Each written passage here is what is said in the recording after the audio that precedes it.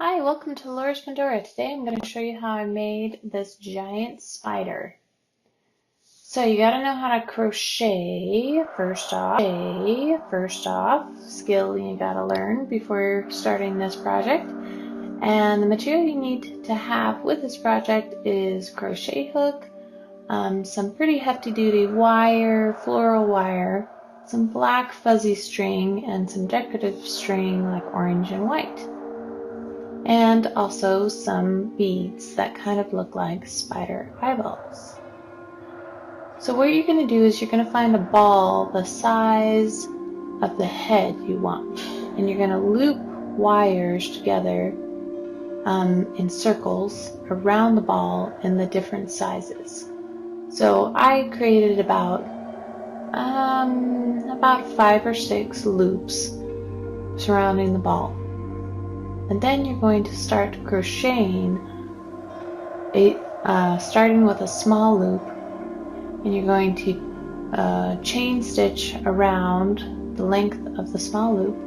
Then you're going to crochet, single crochet, including the loop, the wired loop with it. And you're going to crochet all the way around the loop, and then you're going to crochet without a wire, one layer, all the way around. And then you're going to add the next larger loop and add some stitches the bigger the loops get. So you're going to add a wire, crochet with the wire in it, then crochet a layer without the wire, and continue going to the next loop and the next loop and the next loop. And then when it gets to the smallest loop, you're going to crochet it close and tie a knot. And this creates a nice stiff round ball shape for the head.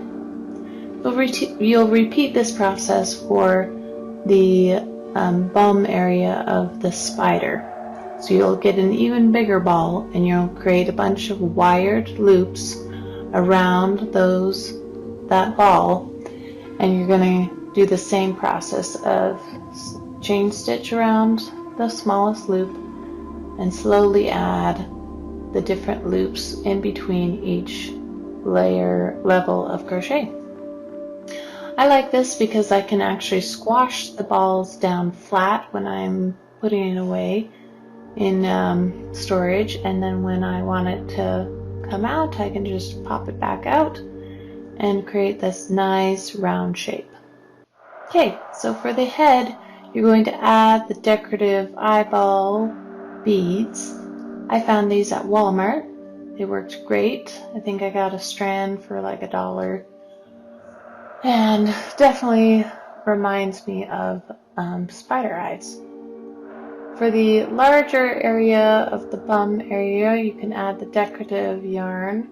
So I just looped. I had no special kind of stitch. I just created a circle with the orange yarn, and then I went around with white, and then I added the other spots to the back area. Now crocheting the legs is actually easier, because you're just going to create you're going to measure out 4 long wire pieces, and you're going to bend them in the shape of kind of an M, but the M has a middle part that's flat.